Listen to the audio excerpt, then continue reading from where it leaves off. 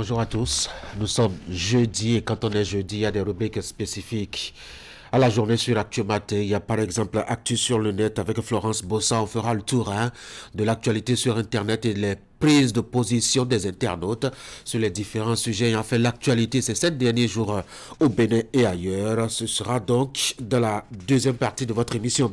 Et vous avez aussi droit à Instant Droit avec William Clickham. Ce matin, on va s'intéresser un peu au sort réservé par la loi à ceux qui font des publications diffamantes mais qui ne résident pas sur le territoire national. Alors, qu'est-ce que le code du numérique dit? Notre spécialiste maison passera par ici tout à l'heure pour nous en dire deux mots.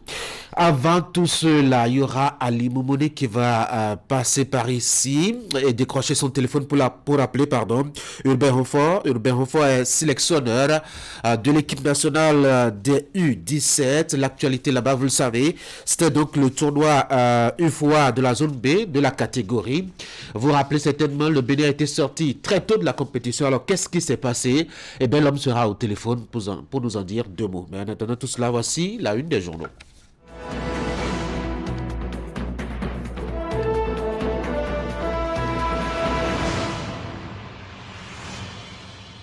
Actualité qui ne quitte pas, je dois dire le devant de la scène et de la une des publications, c'est la crise entre le Bénin et le Niger, fraternité qui nous rapporte ce matin que Talon est toujours diplomate, mais que Tiani est inflexible. Le ministre a d'Ambi ignoré à Niamey avec le message du chef de l'État. Interdiction de boissons alcoolisées conditionnées en sachet plastique au Bénin. Vendeurs et consommateurs défient le gouvernement. Dr Romuald Assoclé qui dit ceci: il faut mettre une croix sur la consommation de l'alcool pour des raisons bien justifiées. Et puis vous avez Adet l'avis d'appel à candidature pour le recrutement d'un conseiller juridique et d'un spécialiste en communication et en marketing. Matin libre, tournée gouvernementale aux besoins pressants, discours futuriste, a affiché le journal. Difficile de courir derrière une opposition spontanée. Il faut revoir l'approche, a conseillé donc le journal. Et puis, octroi de la nationalité béninoise aux afro-descendants, une nationalité par reconnaissance. Nous sommes avec l'investigateur maintenant, Samuel Adambi au Niger, porteur d'un message de son chef, le ministre des Mines, renvoyé par Tiali. Le chasseur info, promotion du pragmatisme scientifique africain, le professeur Patrick Ressou prône l'arrimage des systèmes éducatifs au tissu culturel. L'événement du jour. Participation au salon des maires de l'Île-de-France. Le maire Luc Atropo, admiratif. Il salue l'impact de l'entrepreneuriat sur le développement local. Il plaide pour la participation des maires béninois au prochain salon. De belles perspectives pour la promotion donc de l'entrepreneuriat. Gaskia Info, qui a aussi politique ce matin, préparatif de l'élection présidentielle par la mouvance, l'impossible candidature unique, a rapporté donc le journal. Et puis, bras de fer entre le Bénin et le Niger, les erreurs des fautes commises par les deux nations. Nous voici maintenant avec les 4 vérités. Arrondissement central d'Abomey-Calavi, le marché de poissons dans un état d'insalubrité inédit. L'affiche du jour au pipeline de Bénin-Niger, le ministre Adambi n'a pas pu remettre le message de Patrice Talon à Tiani hier. Le télégramme, octroi de nationalité aux afro-descendants, le gouvernement apporte des précisions. Le patriote supposé meilleure gestion du pays de 1960 à nos jours par Patrice Talon, Djeroté descend Kérékou. Nous voici de retour à la une de fraternité pour la deuxième lecture. Crise entre le Bénin et le Niger, Talon diplomate, Tiani est flexible. Et puis le ministre Adambi Yoré à Niamey avec le message du chef de l'État. Interdiction de boissons alcoolisées conditionnées en sachet plastique au Bénin. Vendeurs et consommateurs défient le gouvernement. Dr Romuald Assoclé qui a été interrogé par le journal de Bénoté, il dit ceci: il faut mettre une croix sur la consommation de l'alcool pour des raisons bien justifiées. Puis vous avez cet avis d'appel à la candidature pour le recrutement d'un conseiller juridique et d'un spécialiste en communication et en marketing. C'est de la part de la dette. Ainsi donc se résume, je dois dire l'actualité à la une des productions de ce jeudi matin à l'intérieur de Fraternité. Cet article réflexion, c'est au sujet justement de l'interdiction de boissons alcoolisées et conditionnées en sachet plastique au Bénin. La décision a été prise récemment par le ministère en charge du commerce. Et bien, vendeurs et consommateurs défient le gouvernement. C'est le constat fait par le journal qui paraît à Bénoté. Vous avez donc le compte rendu constat de deux journalistes de la maison, Antoinette Koya et puis Tatiana Assemou, deux femmes qui sont allées voir de quoi retourne cette affaire sur le terrain. Et puis à page 4, vous avez l'avis d'un spécialiste, Dr Romuald Assoclé, qui a dit qu'il faut mettre une croix sur la consommation de l'alcool pour des raisons bien justifiées. Alors quelles sont les raisons qui peuvent expliquer donc qu'il faut arrêter la consommation de l'alcool? Et ben, à cette fraternité, allez à la page 4, vous avez donc les détails. Autre détail, mais cette fois-ci hors du Bénin, vous avez qu'au Cameroun, il y a un débloquio à la FECAFOOT autour du sélectionneur qui se poursuit de plus belle. Page 5 du journal pour les détails. Cela, c'est actualité sportive. Justement, en parlant de sport, Ali Boubouni va passer par ici tout à l'heure. Lui va recevoir au téléphone le sélectionneur de U17 du Bénin, M. Renfort, qui nous dira qu'est-ce qu'on retient de la participation du Bénin au tournoi UFOA de la zone B qui s'est tenu à Kratou récemment. L'actualité, c'est aussi sur le continent en politique et avec ce tournoi antidémocratique en Afrique francophone, Fraternité, qui vous propose le relais d'un article de RFI sur la question.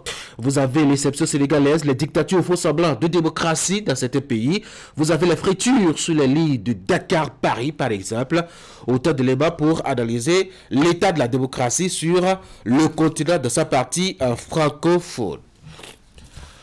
Achetez Fraternité, vous avez d'autres informations qui pourraient vous intéresser dans la production du journal ce matin. Allez, on va passer au bulletin de l'information maintenant. Voici donc Ingrid Day. Ingrid, bonjour. Bonjour Tanguy et bien bonjour à tous. Un cocktail dînatoire offert par un parterre de personnalités à divers niveaux pour célébrer le 49e anniversaire de la création de la CEDEAO. C'est le représentant résident de l'organisation sous-régionale au pays qui a lancé la série d'activités. C'était au palais des congrès. On vous fera le point. Et puis nous parlerons également des travaux d'aménagement de voiries primaires, secondaires et tertiaires de la ville de Parakou qui ont été officiellement lancés jeudi de la semaine écoulée. Ils s'inscrivent dans le cadre de la phase B du projet asphaltage contenu dans le programme d'action du gouvernement dans sa version 2 du président Patrice Talon.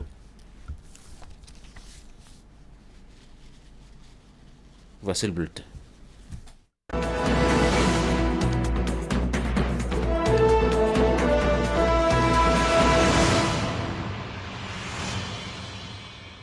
C'est donc parti, Ingrid Day, pour les festivités du 49e anniversaire de la création de la CEDEAO, l'institution justement à 49 ans.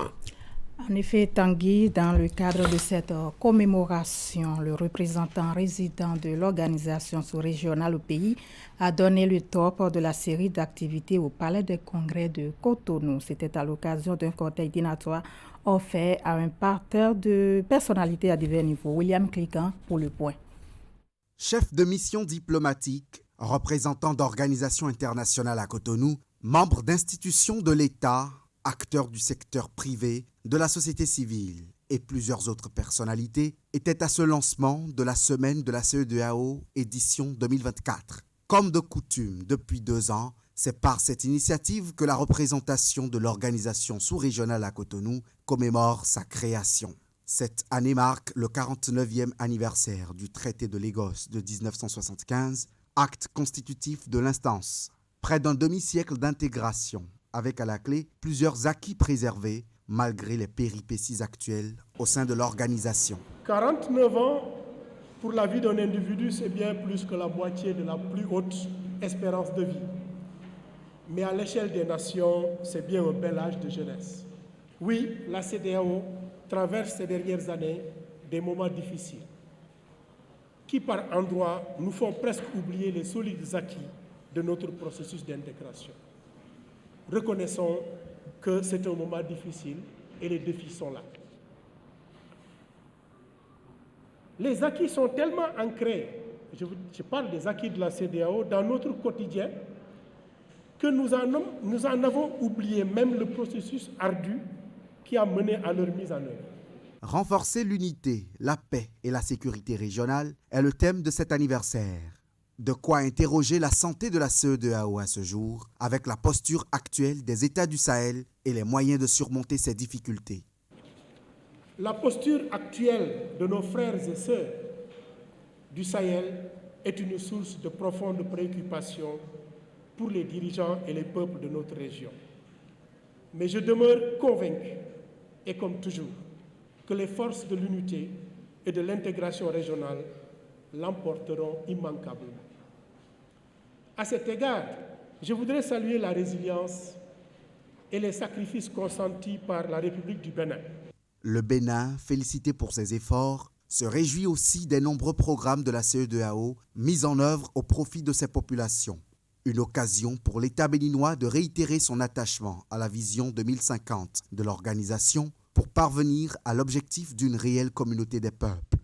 Je voudrais, au nom du ministre de l'Économie et des Finances, ministre d'État chargé de la coopération, réitérer l'engagement du gouvernement béninois à accompagner la commission de la CEDEAO et les autres organes et institutions communautaires dans la mise en application des initiatives communautaires. Je souhaite bon anniversaire à la CEDEAO. La semaine de la CEDEAO au Bénin se tient du 28 mai au 1er juin avec au menu plusieurs activités à Cotonou et dans d'autres villes. On parle à présent du 7e forum annuel des agences nationales de volontariat de l'espace CEDEAO qui a pris fin hier. Pendant 3 jours, les participants venus de divers horizons ont réfléchi sur le rôle des volontaires et de la jeunesse dans l'instauration de la paix dans la sous-région. Innover pour avoir un impact, transformer le volontariat grâce à l'innovation, c'était la thématique principale des assises. Reportage. Au thème des travaux, je tiens à exprimer ma profonde gratitude à l'endroit de chacun de vous pour votre participation active et votre engagement tout au long de ce forum annuel des agences nationales de volontariat de l'espace CEDEAO. L'innovation dans le volontariat telle que mise en avant par le thème de ce forum est une clé essentielle pour catalyser le développement socio-économique de notre espace communautaire de la CEDEAO, en ce sens que le volontariat est un phénomène social, donc pas nouveau pour l'Afrique. En favorisant des approches novatrices et adaptées aux défis contemporains, le volontariat peut jouer un rôle central dans la promotion de l'éducation, de la santé, de l'emploi des jeunes, de l'inclusion sociale et de la résilience communautaire. Les initiatives de volontariat innovantes peuvent stimuler la création d'emplois durables pour renforcer les compétences professionnelles et techniques et encourager l'entrepreneuriat local. Pendant ces 3 jours, j'ai moi-même été témoin de discussions inspirantes, d'échanges fructueux et d'idées novatrices sur la manière de transformer le volontariat grâce à l'innovation. Nous avons exploré ensemble les défis et les opportunités qui se présentent à nous en tant que nation de la CEDEAO. Et nous avons tracé des voies prometteuses pour l'avenir du volontariat dans notre sous-région. Je suis fier des progrès que nous avons accomplis et des liens que nous avons renforcés au sein de cette communauté de volontaires engagés. Ensemble, nous avons démontré que lorsque nous unissons nos forces et que nous faisons preuve de créativité, nous pouvons avoir un impact significatif sur nos sociétés et nos communautés.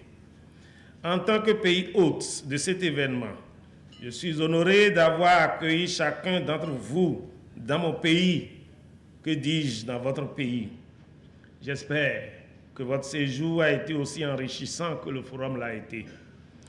Alors, au moment où nous nous apprêtons à nous séparer et à retourner chacun dans son pays, je vous encourage à continuer à mettre en pratique les idées et les enseignements que nous avons partagés ici. Ensemble, continuons à innover, à expérimenter et collaborer pour façonner un avenir où le volontariat joue un rôle central dans le développement de nos sociétés. Les travaux d'aménagement de voiries primaires, secondaires et tertiaires dans la ville de Parakou ont été officiellement lancés jeudi 23 mai 2024. Ils s'inscrivent dans le cadre de la phase B du projet asphaltage contenu dans le PAG2 du gouvernement du président Patrice Talon. Le lancement des travaux a été officiellement lancé par une délégation conduite par 2 ministres du gouvernement. On fait le point. C'est ainsi parti pour 22 mois de travaux d'aménagement et de réhabilitation des voiries primaires, secondaires et tertiaires, l'O7B dans la ville de Parakou. C'est la deuxième phase du projet asphaltage qui est ainsi lancé dans la cité de Koboro, une ville qui avait déjà bénéficié de la première phase du projet. Avec la concrétisation, d'abord, de la traversée de la ville en double voie, puis l'exécution réussie de la première phase du projet asphaltage, nous avons connu une baisse des cas d'accidents qui étaient auparavant le lot quotidien des usagers de la route dans la ville. Parakou aura ainsi droit, dans cette seconde phase, à une modernisation avec des équipements urbains, des mobiliers d'éclairage solaire dans les rues et les avenues. Parakou sera encore mieux éclairée et sera peut-être de loin la ville la mieux éclairée, la plus propre, j'espère. Ces travaux sont importants et sont le fruit de notre engagement à réaliser la vision du président Patrice Talon, qui est de moderniser ce pays et de moderniser surtout nos villes, où bien sûr s'entassent de plus en plus nos compatriotes. Ce programme d'asphaltage, je l'ai dit, va permettre de valoriser encore plus le patrimoine de chacun d'entre nous ici, en particulier dans le foncier. Mais aussi, il va permettre de renforcer la sécurité. Pour cette deuxième phase, Parakou aura droit à la construction de voiries urbaines de 19,26 km, plus de 2 fois le linéaire de la phase A, 11,87 km de collecteurs d'eau pluviale, 3100 arbres d'alignement et 1540 lampadaires solaires. Sous la supervision du ministère du Cadre de Vie et des Transports, chargé du développement durable, la CIRAT, en sa qualité de maître d'ouvrage délégué, accompagnera la mairie de Parakou et aura la lourde responsabilité de veiller à la qualité des infrastructures réalisées et au respect des délais. Nous devrions, dans un élan de patriotisme, encourager et féliciter le gouvernement actuel pour tout ce qu'il a eu à faire pour le développement de ce pays et manifester notre fierté d'être béninois. Nous sommes vraiment heureux puisque ce que nous attendons depuis très longtemps est devenu une réalité. La réalisation de la phase B du projet asphaltage qui consiste à l'aménagement et à la réhabilitation des voiries primaires, secondaires et tertiaires, ainsi que la construction de collecteurs d'eau pluviale dans la ville de Parakou s'élève à un coût total de 51,3 milliards de francs CFA. En images maintenant, les élus communaux des départements du Plateau et du Kofo ont visité mardi dernier les unités de transformation de la zone industrielle de Glodjigbe. Objectif, s'imprégner des réalités de cette industrie du Bénin. Ils pourront désormais mieux sensibiliser les populations agricoles sur la pertinence de la décision d'interdire l'exportation anarchique des matières premières produites. Et ce sera tout pour cette session d'information. Tanguy Agoy. Ingrid Eden, merci beaucoup pour la présentation donc, de cette session d'information. Je vous souhaite de passer une très bonne journée. Merci.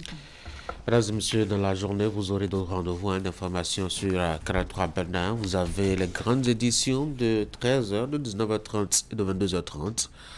Entre ces grandes éditions, la respiration informationnelle de 16h et de 11h. En attendant, Actu Matin va se poursuivre, mais on va faire d'abord la pause. Vous nous avez fait confiance, nous aussi. Vous nous avez adoptés, nous aussi.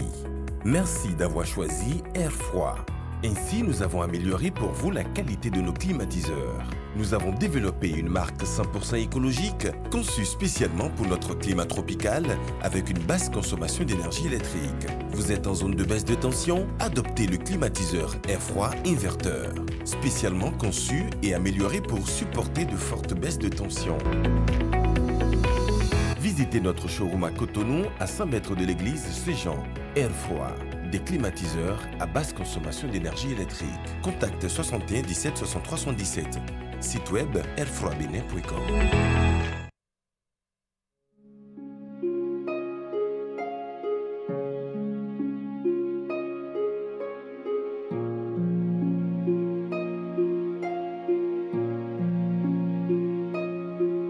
Vous avez le choix. On a tous toujours le choix. Le choix d'une vie de plaisir incontrôlée avec à la clé une famille nombreuse condamnée à la précarité. Ou le choix de construire un foyer heureux et équilibré avec le nombre d'enfants dont vous êtes en mesure de vous occuper convenablement. C'est ce deuxième choix que vous propose l'AFIA.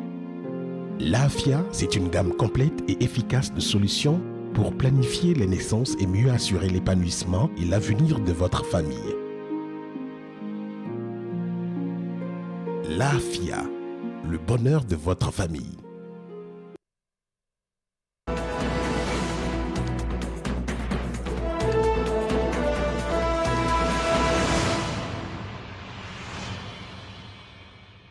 Voici les informations sportives chez vous. Ali Moumouni, bonjour. On va recevoir ce matin un invité au téléphone. Il s'appelle Robert Renfort. Est-ce qu'on doit le présenter? C'est le sélectionneur de l'équipe nationale des U17. L'actualité là-bas, comme je l'ai annoncé au début de cette émission, c'est la participation du Bénin au tournoi du FOA de la zone B de cette catégorie-là. Le Bénin sorti très tôt de la compétition, Ali. Oui, le Bénin qui a évolué dans le groupe A aux côtés donc du Ghana, pays hôte, et de la Côte d'Ivoire, tenant du titre. Le Bénin a été éliminé donc lors de cette compétition dès la phase des groupes. La compétition a pris fin en elle-même donc depuis mardi dernier avec le sacre donc du Burkina Faso pour une première, cette formation qui s'était retrouvée en finale en 2022. Et donc ce matin, on fera le point avec le sélectionneur national de moins de 17 ans, Hubert Renfort, qui sera en direct tout à l'heure avec nous. Mais déjà le lundi dernier, sur la grande émission sportive de Canal 3 Bénin, on avait reçu deux analystes sportifs, deux chroniqueurs sportifs qui se sont prononcés sur le sujet. Il s'agissait bien sûr de Mémo Coton et donc de Prosper Van Dion encore qui donnent leur avis, leur appréciation sur ce qui peut expliquer ces résultats du Bénin. On va les suivre rapidement et ensuite on reçoit les sélectionneurs. Quelles sont les dispositions qu'on a très tôt prises? La question doit être posée à tout le monde. Depuis les établissements secondaires jusqu'au niveau de l'État. Le ministre a dit tout ce qui est participation de l'équipe nationale, des équipes nationales aux compétitions, l'État jouera son rôle. Ça veut dire que de la préparation à la participation, l'État doit s'impliquer à 100% près. Donc, qu'on vienne nous dire non, qu'on ne s'est pas préparé et qu'on manque de préparation, je ne sais pas pourquoi on doit dire tout ça. Les jeunes ont peut-être l'engagement, les jeunes ont la volonté, ils se sacrifient, mais j'ai l'impression que l'accompagnement n'y est pas.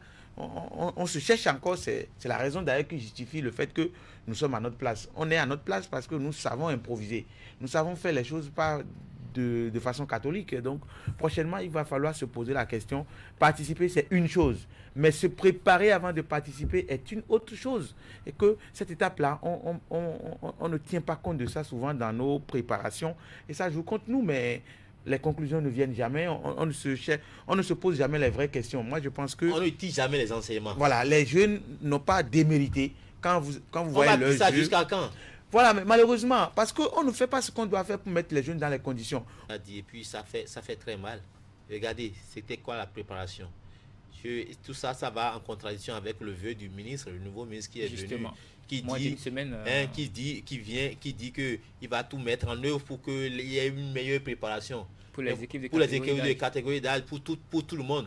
Mais on commence la préparation. Arrivé à un niveau donné, le ministère dit « je n'en peux plus, je ne vais plus faire la préparation ». On décampe tous les joueurs et la fédération n'a qu'à prendre le relais. La fédération, malgré la dotation de la FIFA et des instances pour les sélections, la fédération présidée par Mathurin de Chacuse ne veut absolument rien mettre dans la préparation des équipes de catégorie d'âge et dit souvent les équipes nationales, ça appartient à l'État. L'État dit je n'en peux plus, ils ont décampé les joueurs. La fédération dit je vais rien faire. Les joueurs sont restés et c'est à une semaine de la compétition, bien à 10 jours de la compétition qu'on les rappelle, on dit allez au campement. Pendant ce temps, les Ghanéens, pendant ce temps, les Ivoiriens sont en train de jouer des matchs amicaux en Turquie, dans des pays, et ils se frottent à des gens qui sont mieux préparés. Allez, vous l'avez bien compris, donc ça c'était donc l'analyse, l'avis donc de nos chroniqueurs sportifs sur le plateau de Canal Sport. C'était lundi dernier. Ce maintenant, on va recevoir le coach, le sélectionneur de l'équipe nationale de moins de 17 ans du Bénin, Hubert Ronfort. Bonjour. Hubert Ronfort, bonjour. Oui, bonjour Ali Moumouni. Merci d'avoir décroché notre appel ce matin. Je précise que vous êtes du côté de Ouida actuellement. Oui, effectivement, je suis du côté de Ouida pour ma séance d'entraînement avec Coton Football Club. Alors, voilà, vous êtes déjà de retour au pays après donc la participation du Bénin à cette compétition, le tournoi au Fouabé. Ça fait la 3e fois que vous prenez part à cette compétition avec l'équipe nationale. Alors, cette année, ça a été une élimination déjà dès la phase de groupe. Dites-nous alors, comment est-ce que vous faites votre bilan à votre niveau? Le bilan, il est simple. Hein. Le bilan, il n'est pas bon. Il faut le reconnaître. Nous avons fait 2 matchs à cette compétition. On a fait 2 défaites. Voilà. 3 buts encaissés pour 0 but marqué. Voilà. Il n'y a pas grand-chose à dire au niveau, disons, du résultat. Après, dans le contenu, bon, je pense que les gamins ont essayé de faire ce qu'ils peuvent. C'est des jeunes qui participent pour la plupart à une première. Parce que dans ce groupe, il n'y a qu'un seul qui était de l'édition précédente du côté de Kepos, donc tous les autres étaient des jeunes. Donc avec cette catégorie, c'est vraiment très difficile de travailler parce que vous êtes en reconstitution permanente. Il n'y a pas de vraiment une génération qui va perdurer sur des éditions du tournoi, donc c'est un peu compliqué. Et après, personnellement, je pense que c'est pas là où on est tombé du côté de Accra qu'il faut regarder, c'est là où on a trébuché. Là, depuis le début, il y avait eu trop de problèmes ici à Cotonou sur place dans la préparation. Il y avait un plan de préparation qui avait été élaboré de commun accord avec les autorités et bien la fédération et le ministère des Sports qui avait été, disons, élaboré et accepté par tous, mais malheureusement en milieu de parcours dans la préparation, voilà, il s'est posé un problème de prise en charge de cette sélection U17, voilà, et par le ministère, par la fédération. Donc personne ne voulait prendre en charge la préparation. On a été obligé de décamper et voilà, vu l'urgence, c'est que bon, on ne pouvait pas faire forfait parce que si on fait forfait, le Bénin risque d'être encore sanctionné. On a essayé en une semaine, voilà, de faire une préparation tronquée puis d'aller après du côté de Accra. Donc c'était déjà compliqué, mais je pense que le premier match, les enfants essayaient quand même de donner le meilleur d'eux-mêmes parce que un nul face à la Côte d'Ivoire nous permettrait d'exister, mais je pense que bon, ils n'ont pas su tenir parce qu'il y avait un manque de préparation dans les jambes. On a encaissé ce but malheureusement à la 91e minute dans les arrêts de jeu, ce qui a vraiment coupé les bras et les jambes aux gamins. Donc voilà, ils ont essayé de faire ce qu'on peut. Moi je pense qu'au Bénin il va falloir qu'on réfléchisse un peu à la prise en charge des sélections des candidats. Je n'arrive pas à comprendre qu'on ne puisse pas investir dans ce qui se fait de bien aujourd'hui au niveau des jeunes. Je pense que la relève, c'est chez les jeunes. L'avenir, c'est chez les jeunes. Le football de demain se construit chez les jeunes. Mais malheureusement, chez nous ici, je pense que ça se construit plus vers le haut. Et c'est un peu dommage. Donc voilà un peu mon désarroi. Bon, le bilan n'est pas bon, certes, mais je pense que c'est là où on a trébuché qu'il faut regarder. C'est pas à Accra, c'est ici au Bénin qu'on a manqué de moyens pour nous préparer. Et ça incombe vraiment aux autorités. Donc là, vous avez soulevé la question de préparation, je vais revenir là-dessus tout à l'heure. Mais avant, est-ce que vous ne pensez pas que c'est aussi l'ossature de notre groupe qui a beaucoup plus joué sur l'équipe nationale? Oh, pas l'ossature. Quand je regarde cette équipe ivoirienne à qui on a tenu tête jusqu'à la dernière minute. Voilà, elle est tenante du titre pour cette compétition-là et le Ghana est pays hôte. Oui, exactement. C'est vrai que la Côte d'Ivoire a gagné une fois cette compétition, le Ghana aussi pays hôte, mais je pense que quand on voit un peu le contenu des différents matchs, on peut quand même avoir du regret. Si on avait une préparation en bonne et due forme ici avec ce groupe-là, je pense qu'il y avait la place quand même pour faire quelque chose. Vous regardez cette équipe ivoirienne à qui nous avons tenu tête, qui a marqué à la dernière minute du temps additionnel, qui s'est hissé voilà, en finale et qui a battu cette équipe même Nigeria en demi-finale, qui s'est ici maintenant en finale, qui a fini médaille d'argent. Je pense que nous avons de la qualité au Bénin, mais c'est le manque de préparation, c'est l'improvisation, sinon c'est une planification qui n'est pas bien élaborée, bien définie, qui fait que toutes nos différentes sélections n'arrivent pas à se sortir. Et là aussi, je pense qu'on a manqué également de priorité. Comment pouvez-vous penser que le Bénin a tellement de talent pour participer à 3 compétitions internationales dans la même période avec les enfants de même catégorie d'âge? Justement, j'en revenais bien sûr sur cette question. Apparemment, à un moment donné, vous avez été confronté à ce problème, puisque à un moment donné, les joueurs que vous avez sélectionnés ont été obligés d'être rappelés par d'autres sur d'autres fonds. Exactement. Tous nos meilleurs joueurs qu'on avait présélectionnés au début de la préparation, j'ai dit qu'on n'avait pas vraiment de souci à se faire parce qu'on avait les scolaires qui étaient là et puis l'ossature, la majorité des joueurs sur les 30 qu'on avait, et après il y a une vingtaine de scolaires qui étaient présents avec nous. Malheureusement, la programmation de la CAN U15 du côté de la Tanzanie et puis de la Coupe du Monde U18 du côté de la Chine, malheureusement cette programmation a fait qu'on a été obligé, même à la limite contraint, de libérer tous les scolaires qui étaient avec cette sélection U17. Et là, quand vous libérez de vos meilleurs joueurs, je pense que c'est très difficile. C'est pourquoi je dis on a manqué quand même de priorité, parce que si on avait concentré toutes nos énergies, tous nos meilleurs joueurs sur un tournoi, je pense qu'il y avait la place de faire quelque chose. Là, on s'est dispersé, on a voulu participer à toutes les compétitions. Et voilà, le résultat est là, alors que le Bénin a de la qualité, ces jeunes scolaires ont de la qualité. Je pense que le terrain fertile sur lequel on devait quand même, tous ces gamins devaient exercer, je pense, ce tournoi qualificatif auquel il y avait beaucoup de recruteurs, il y avait beaucoup de monde là qui voulait voir des jeunes talents. Donc on s'est dispersé inutilement, on s'est dispersé au niveau des talents, et résultat on a pratiquement réussi nulle part. Je pense que c'est bien dommage parce que tous nos meilleurs joueurs ont été obligés de les laisser, parce que le projet classe sportive, c'est un projet ministériel du gouvernement. La U17, on va dire, c'est plus au niveau de la fédération des commissions de la CAF. Donc nous on a été contraints, mais à la limite obligés de les libérer. Sinon, si on avait notre équipe et la préparation aboutie, je pense que le Bénin a de la qualité. Mais il va falloir quand même qu'on pense vraiment à réorganiser la catégorie d'âge et à investir beaucoup plus sur ces jeunes, parce que demain, c'est eux qui constituent à la relève du Bénin. Justement, ça nous permettra donc de ne plus nous végéter dans cette manière d'avoir des générations spontanées, surtout au sein de l'équipe nationale A. Et pour dire par rapport à cette analyse que vous venez de faire par rapport à la dispersion donc des jeunes sur différentes compétitions, il faut préciser que le Ghana n'a pas participé à la Coupe du Monde des moins de 18 ans. Peut-être c'est dans la même logique de pouvoir rassembler les joueurs à cette compétition. Donc on a vu quand même la belle entrée en compétition avec ce 5-1 face à l'équipe de la Côte d'Ivoire. Coach, merci d'avoir décroché notre appel. On va finir avec une dernière question, c'est de parler de la qualité des joueurs. On sait qu'aujourd'hui au niveau des classes sportives, on en trouve, il y a des initiatives de formation qui existent. On n'a pas réellement de centre en bonne et due forme. Il y a d'autres projets qui sont annoncés du côté de la Fédération béninoise de football. Aujourd'hui, pour vous, qu'est-ce qu'il faut véritablement faire? Mais ce qu'il faut faire, c'est simple. Au-delà des classes sportives qui sont déjà un très bon projet qui permet le développement des jeunes scolaires au niveau des établissements, il faut qu'au niveau de la Fédération béninoise de football et de la DTN, qu'on puisse mettre en place les championnats de catégorie d'âge.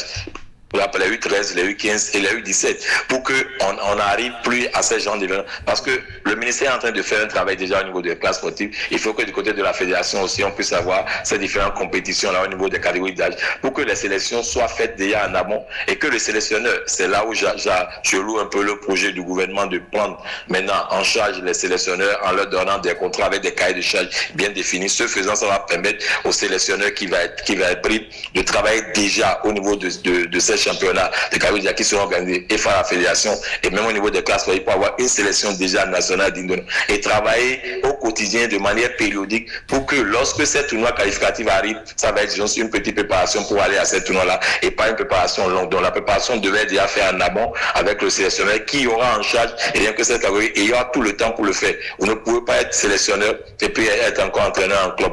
Là, on est en train de faire ça parce qu'on n'est pas payé en sélection. Et il y a beaucoup de Béninois qui ne savent même pas ça. Il y en a qui racontent de n'importe quoi sur les réseaux sociaux parce qu'ils n'ayant pas les informations. Il faut le dire aujourd'hui, les sélections de catégorie d'âge ne sont pas payées. Depuis qu'on est là, depuis 2020, personne n'est payé. Personne n'est payé. Alors, on n'a même pas de c'est du patriotisme, coach Renfort, la nation. C'est du patriotisme. Donc maintenant, pour pouvoir quand même améliorer les résultats, il faut que ces sélectionneurs aient des contrats qui soient déchargés des clubs et pour qu'ils puissent se concentrer à cette catégorie, soit au niveau des U17, des U20, des U15, pour que le travail puisse être quotidiennement fait, pour que lorsque ces tournois seront là, ça va être juste une petite préparation pour se mettre comment on le dit, un affûtage pour aller à la compétition. Je pense que si la fédération et le ministère arrivent à coordonner les actions, les classes petits c'est bien, les championnats de jeunes au niveau de la fédération aussi, ça va être super. On aura de très bonnes sélections qui seront déjà préparées durant toute l'année et lorsque la compétition sera là, ça va être vraiment un tremplin et nos jeunes pourront s'exprimer pleinement. Merci beaucoup, coach Hubert Renfort. Je rappelle que vous êtes le sélectionneur de l'équipe nationale des moins de 17 ans. Merci d'avoir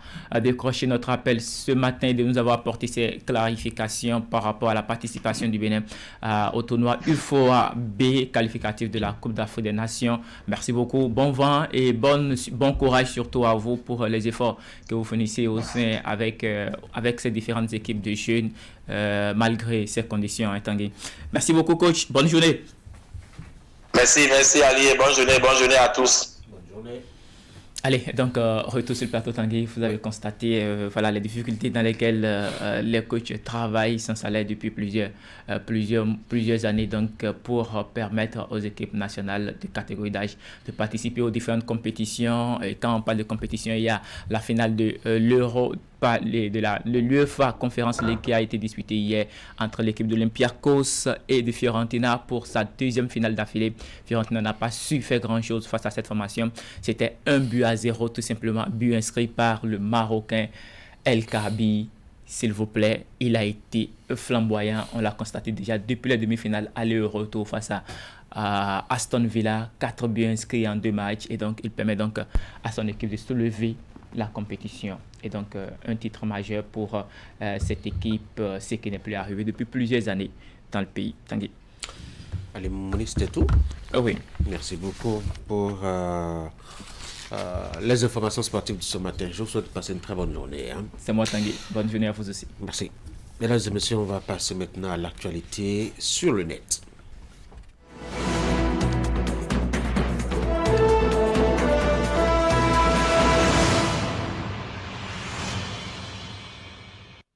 Beaucoup de sujets ont préoccupé et intéressé les internautes de jeudi dernier à aujourd'hui. Florence Bossa les a suivis avec beaucoup d'attention et tous ces sujets et leurs réactions d'ailleurs. Florence Bossa, bonjour. Bonjour Tanguy. On peut faire le tour rapidement de ces sujets et réactions. L'immigration clandestine est le sujet qui a tenu le haut du pavé cette semaine sur la toile, alors que certains propos de Patrice Talon lors de sa visite en terre brésilienne a suscité beaucoup de réactions dans le rang des internautes. Plus d'une dizaine de concitoyens béninois ont péri en naufrage sur les côtes tunisiennes. Les réactions des internautes, c'est ici et maintenant. Dans la nuit du 16 mai au 17 mai 2024, des migrants béninois et ceux d'autres pays ont péri dans un naufrage au large des côtes tunisiennes. Selon un communiqué du ministre béninois des Affaires en date du 18 mai, le naufrage aurait fait des dizaines de morts dont des Béninois. Suite au drame, le gouvernement béninois à travers le ministère des Affaires étrangères, en coordination avec les autorités tunisiennes et ses partenaires, a décidé de rapatrier ces migrants béninois de la Tunisie. C'est ainsi qu'ils ont été accueillis ce mardi à l'aéroport international Cardinal Bernardin Gantine de Cotonou. Ils sont au nombre de 173, dont 145 hommes et 28 femmes. Parmi les migrants, il y a aussi des enfants. 7 migrants n'ont pas répondu à l'appel lors de l'embarquement. Cette actualité n'a pas laissé les internautes indifférents sur la toile. Pour les uns, l'État est le premier responsable de ce choix des Béninois. D'autres pensent que l'État n'en est pour rien et que la faute vient des migrants clandestins eux-mêmes. Nous avons sélectionné quelques-unes de leurs réactions. Le parti Renaissance nationale a porté son soutien aux autorités béninoises pour leur réactivité et leur dévouement exemplaire dans les efforts de recherche et d'identification des victimes. Certains Facebookers ont également réagi. Félicitations au gouvernement du Bénin d'avoir trouvé cette solution. Un autre qui s'interroge sur les causes de l'immigration clandestine en disant ceci. Pourquoi aujourd'hui les jeunes Béninois prennent cette route alors que dans le passé les Béninois ne figuraient pas dans cette crise? Autre actualité qui a tenu le haut du pavé cette semaine sur la toile, c'est la visite officielle du président Patrice Talon au Brésil. Lors d'une visite, Patrice Talon a tenu des propos qui ont suscité des réactions sur la toile. Le président béninois a en effet affirmé que l'Afrique était seule responsable de son sous-développement et qu'il était temps pour les Africains de se réveiller autrement et de ne pas rester enchaînés dans le passé. Ces propos ont été jugés par certains comme étant insultants et peu responsables, tandis que d'autres ont salué la franchise du président béninois. Le meilleur président que le Bénin ait connu, Talon une preuve vivante de ce qu'il dit. Il a fait un travail incroyable en moins de 10 ans. Depuis 1960, il n'y a pas un aussi percutant. Pour le moment, Patrice Talon est le first. Une fierté de voir notre président dire haut et fort qu'on peut se débrouiller tout seul. On n'a pas besoin de main tendue, on n'a pas besoin de partenaires. Voilà qui sont bien résumées, Tanguy, les réactions des internautes sur les sujets brûlants de l'actualité cette semaine. Ils ont beaucoup réagi en tout cas aux propos de Patrice Talon, liés justement au destin de l'Afrique et de son passé. Faites un tour sur les différentes pages sur Internet où on nous parle des Béninois et même des Béninois de la diaspora et vous allez vous régaler de commentaires. Allez, on va passer maintenant à l'autre branche de votre rubrique, Florence Bossa. Il s'agit des vidéos et des images de buzz. Elle affluente sur les réseaux sociaux, notamment sur TikTok. Nous avons sélectionné quelques-unes pour vous regarder. Je parle mon lieu de travail et vous me connaissez très bien. Ici, vous n'avez pas parole. Quand je viens au ministère, je vous respecte. Ici, je suis le seul patron. Et vous ne le faites pas, monsieur Zolo. C'est la dernière fois. Je vous interdis de lever. C'est la dernière fois. Monsieur Zolo, appelez-moi la sécurité, vous me mettez dehors. C'est la dernière fois, vous avez compris. Et je vous prie, monsieur le sélectionneur, soit vous restez, soit ne me touchez pas comme ça, monsieur le sélectionneur. Je suis président. Pourquoi tu parles comme ça? Non. Je suis président, monsieur le sélectionneur. Si vous voulez travailler avec nous... Non. Vous êtes entraîneur parce que je vous ai nommé. Vous n'êtes pas entraîneur parce que quelqu'un d'autre vous a nommé. Vous avez fait beaucoup de manquements. Et je vous prie de rester dans cette réunion. Parce que si vous ne restez pas, je suis obligé d'interroger mon comité exécutif. Comme la loi me le demande. Donc je vous prie une fois de plus de rester ici. Le 2 mois que je suis ici. Je suis le président. Je suis le président. Vous ne faites pas la politique au Cameroun. Il y a une seule personne qui fait la politique au Cameroun, c'est le président Biya. C'est moi qui décide à la fin. Non. Vous ne décidez pas. Parce que ce que vous faites, monsieur le sélectionneur, c'est moi qui l'assume. C'est moi le président de la fédération. Ce que vous faites, c'est moi qui l'assume. Ce n'est pas vous. Dans votre pays, je ne le fais pas. Et vous ne me parlez pas comme ça, monsieur le sélectionneur. N'oubliez pas, en tant que footballeur, vous ne pouvez jamais me parler. Donc maintenant, je suis le président. Vous ne me parlez pas comme ça. D'accord? Vous vous asseyez et on travaille. Arrêtez un peu ce bordel. Il est temps d'arrêter ce bordel. Mais c'est pas possible. Mais vous pensez que vous êtes dans quel pays, monsieur? Vous pensez que je peux faire ça en Belgique? Vous pensez que je peux faire ça en Belgique, monsieur le sélectionneur? Alors, mais comment vous pouvez faire ça au Cameroun? Jamais entraîneur. J'ai été entraîneur. Pour 3 semaines. Oui, et j'ai été très très grand joueur. Très grand joueur. Beaucoup. Merci beaucoup. Et si vous traversez, vous ne reviendrez plus. Oh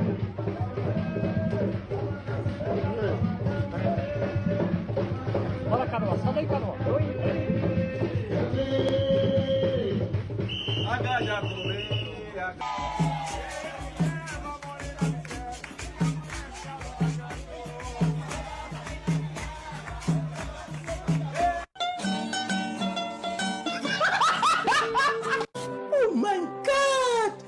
Wow!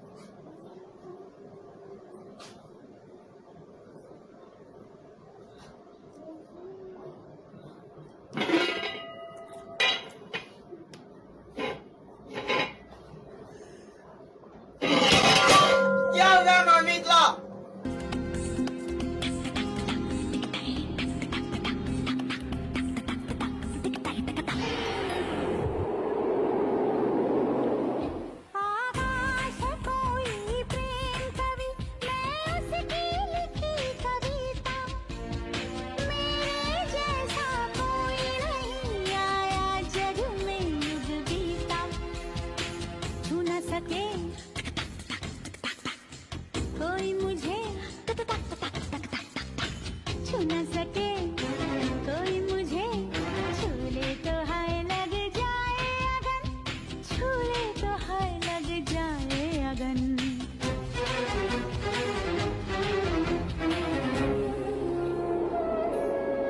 जा जा रे जा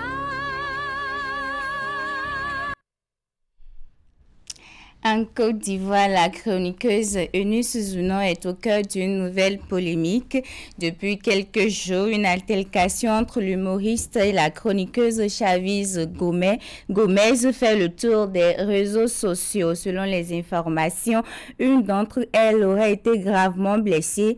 Actuellement, les détails exacts et les motifs de la dispute ne sont pas encore connus, mais les fans exigent une déclaration des deux.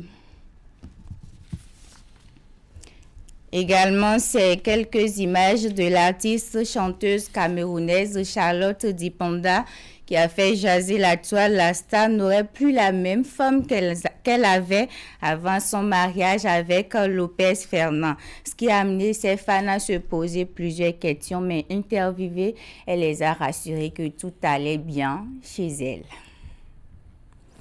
Tanguy, c'est la fin de cette rubrique. Merci Florence Bossa. J'ai retenu parmi les séquences de vidéos que vous aviez diffusées tout à l'heure, celle qui relais de la musique hindoue, on dirait de la résurgence de l'invasion culturelle hindoue des années 90, parce que ce n'est pas la seule vidéo qui a circulé concernant justement une musique. C'est un challenge qui se fait actuellement sur et qui fait beaucoup de bruit, et ce n'est pas le seul challenge d'ailleurs, il y en a beaucoup d'autres versions. On dirait que les Indiens se réveillent à nouveau pour envahir l'Afrique, décidément l'Afrique, la bonne terre pour expérimenter tout et pour tout y.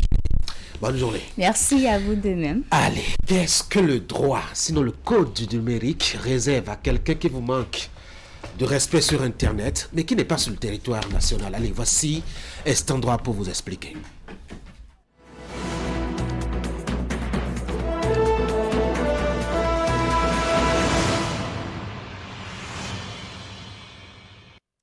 Un Béninois de la diaspora a fait des déclarations accablantes et très relayées sur les réseaux sociaux contre l'État du Bénin.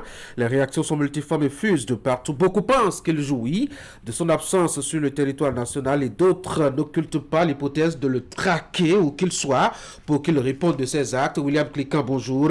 Bonjour. Cette actualité nous inspire et cela nous amène à découvrir ce matin les moyens dont dispose une victime de propos diffamants publiés sur Internet dans un autre État que le sien. Peut-on poursuivre William en justice un Béninois vivant à l'étranger qui nous attaque sur Internet?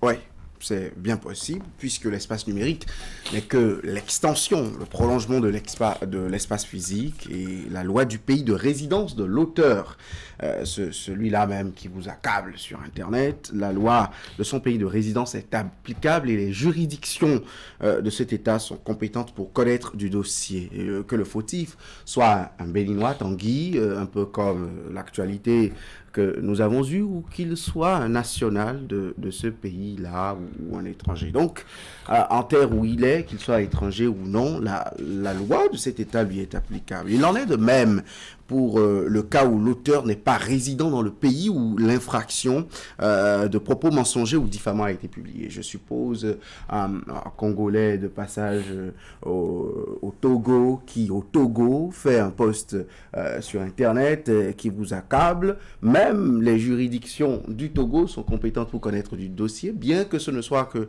lors d'un court séjour qu'un non-national du pays, c'est-à-dire un étranger, l'a fait. La législation de ce pays est aussi souverainement applicable parce que en cette matière-là, la souveraineté des États, on en parle à cette personne dès lors que grâce à l'adresse IP, et c'est le moyen qu'on utilise en droit du numérique, la justice établit que cet État, de façon précise, est le lieu de la commission de l'infraction, soit au détour d'un voyage ou d'une incursion ou toute autre chose. C'est-à-dire, même si vous fuyez votre territoire de résidence, vous fuyez votre pays d'origine et qu'en une autre terre, vous commettez une infraction sur Internet, ce pays-là où l'infraction a été commise aussi est compétent, ces juridictions sont compétentes pour vous traquer. Donc, vous pouvez rester un Béninois ou toute autre personne de quelque nationalité que ce soit en justice dans son pays de résidence ou sur un territoire où il a publié un un message ou un contenu sur Internet vous portant préjudice tout simplement. Mais sauf que dans le cas actuel, il sera difficile, en tout cas pour le Bénin, de demander au Niger d'engager des actions contre justement le citoyen dont il est question. Alors ici au Bénin, les juridictions peuvent-elles se saisir de cette affaire? Et là, on ira dans le code du numérique et on va lire avec beaucoup d'attention l'alinéa 1 de l'article 597. Les juridictions béninoises sont compétentes, et ça c'est la loi, lorsque l'infraction a été commise sur Internet, sur le territoire de la République du Bénin, dès lors que, et ça je mets l'accent là-dessus, l'infraction a été commise sur le territoire de la République du Bénin, dès lors que le contenu illicite est accessible depuis la République du Bénin. Donc, si un Béninois, en restant à Cotonou, peut avoir accès à un propos que vous avez divulgué je ne sais où et qui porte entorse à la vie privée ou aux intérêts de quelqu'un, dès qu'à Cotonou, ici, on a pu avoir accès à ce contenu diffamant, à ces propos diffamants, le Bénin est compétent. L'infraction est réputée commise ici au Bénin. Et ça, c'est extrêmement important de le savoir. Ça, ce sont les dispositions du Code du numérique du Bénin, notamment l'article 597. Donc, vous pouvez vous rendre au tribunal territorialement compétent dans votre localité ou à la criette, porter plainte contre une tierce personne qui vous fait du tort à des milliers de kilomètres du Bénin, sur Internet, dès lors qu'à Cotonou, des proches à vous, je suppose vous êtes un élu, quelqu'un vous accable de corruption, quelqu'un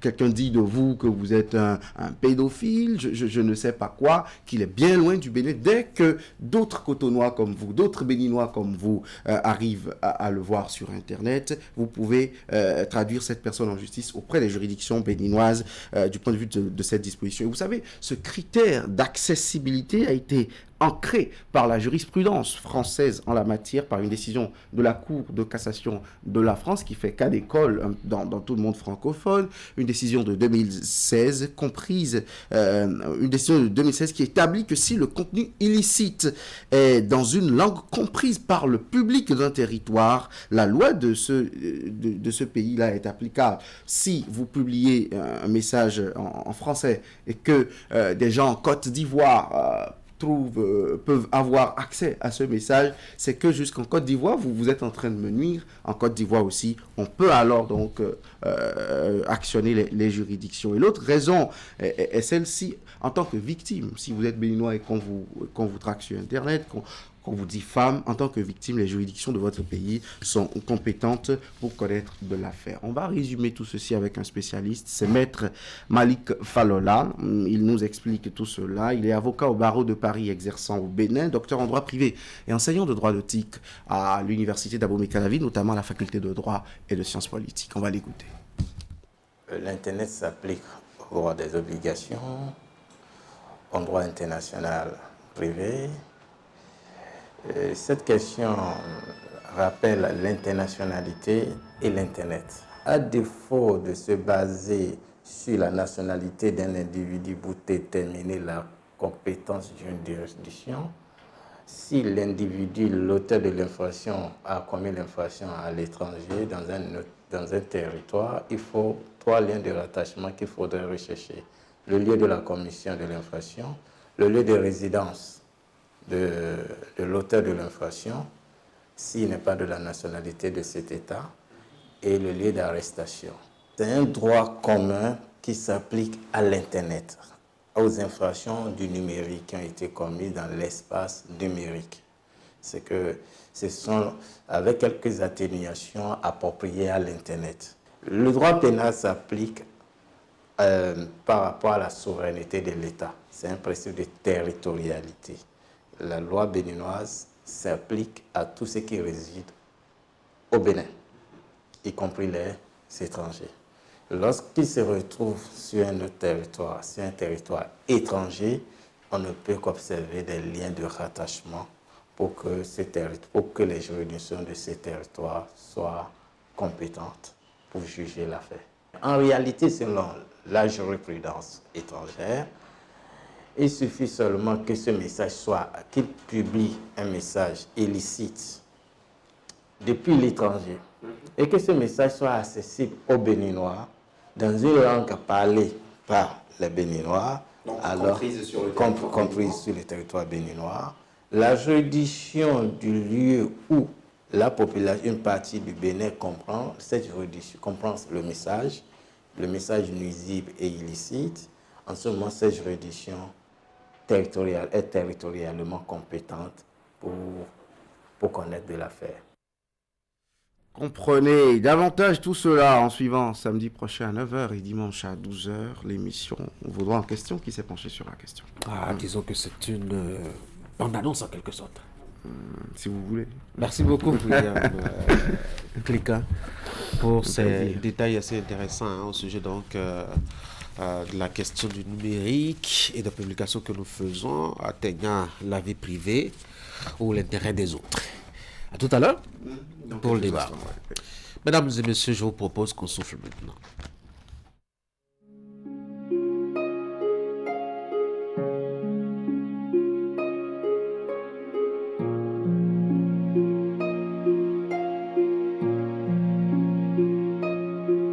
Vous avez le choix. On a tous toujours le choix. Le choix d'une vie de plaisir incontrôlée avec à la clé une famille nombreuse condamnée à la précarité.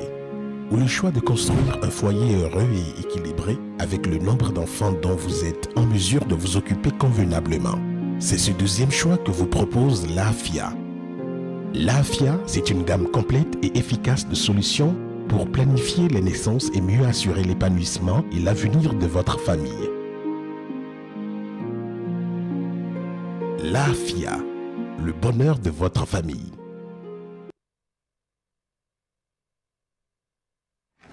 Et si on arrêtait de regarder la télé comme avant? Canal+ présente le décodeur connecté. Un concentré de technologie pour une nouvelle expérience. Naviguez dans une interface fluide et immersive à la découverte du meilleur de la télévision. Plus de 50 000 programmes en replay et 300 chaînes en direct pour le plaisir de toute la famille. Prenez le contrôle du direct et revenez jusqu'à 8 heures en arrière. Grâce à la connexion Internet, gardez le signal même en cas d'intempéries. Nouveau décodeur connecté. Plongez dans la nouvelle expérience Canal+. Venez l'essayer.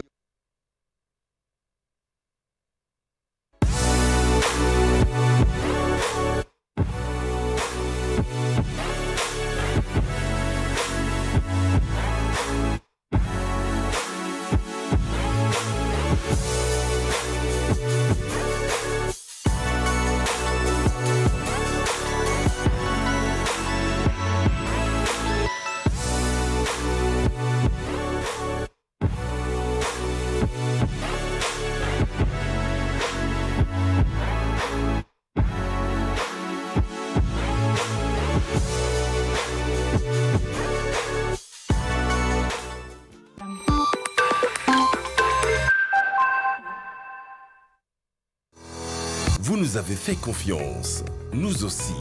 Vous nous avez adoptés, nous aussi. Merci d'avoir choisi Air Froid. Ainsi, nous avons amélioré pour vous la qualité de nos climatiseurs. Nous avons développé une marque 100% écologique conçue spécialement pour notre climat tropical avec une basse consommation d'énergie électrique. Vous êtes en zone de baisse de tension? Adoptez le climatiseur Air Froid Inverteur, spécialement conçu et amélioré pour supporter de fortes baisses de tension. Visitez notre showroom à Cotonou, à 100 mètres de l'église Saint-Jean. Air Froid, des climatiseurs à basse consommation d'énergie électrique. Contact 61 17 63 77. Site web airfroidbenin.com. Et si on arrêtait de regarder la télé comme avant?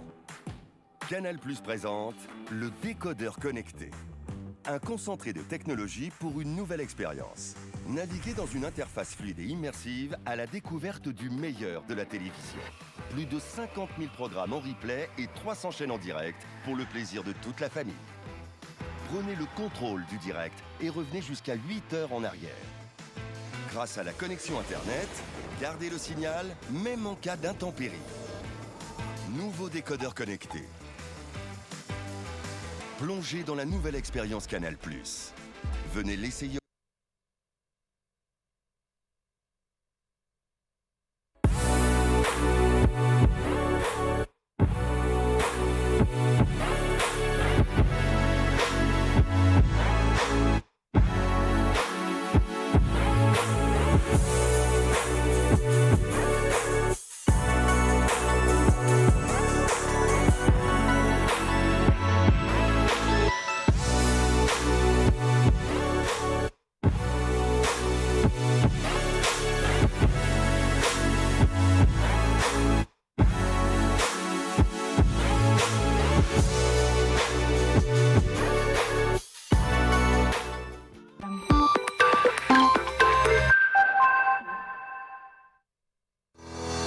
nous avez fait confiance. Nous aussi. Vous nous avez adoptés. Nous aussi. Merci d'avoir choisi Air Froid. Ainsi, nous avons amélioré pour vous la qualité de nos climatiseurs. Nous avons développé une marque 100% écologique conçue spécialement pour notre climat tropical avec une basse consommation d'énergie électrique. Vous êtes en zone de baisse de tension? Adoptez le climatiseur Air Froid Inverteur, spécialement conçu et amélioré pour supporter de fortes baisses de tension. Visitez notre showroom à Cotonou, à 100 mètres de l'église Saint-Jean. Air Froid, des climatiseurs à basse consommation d'énergie électrique. Contacte 61 17 63 77. Site web airfroidbenin.com.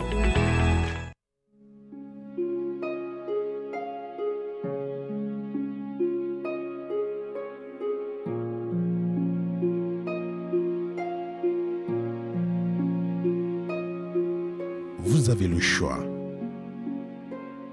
On a tous toujours le choix. Le choix d'une vie de plaisir incontrôlée avec à la clé une famille nombreuse condamnée à la précarité. Ou le choix de construire un foyer heureux et équilibré avec le nombre d'enfants dont vous êtes en mesure de vous occuper convenablement. C'est ce deuxième choix que vous propose l'AFIA. L'AFIA, c'est une gamme complète et efficace de solutions pour planifier les naissances et mieux assurer l'épanouissement et l'avenir de votre famille. L'AFIA, le bonheur de votre famille.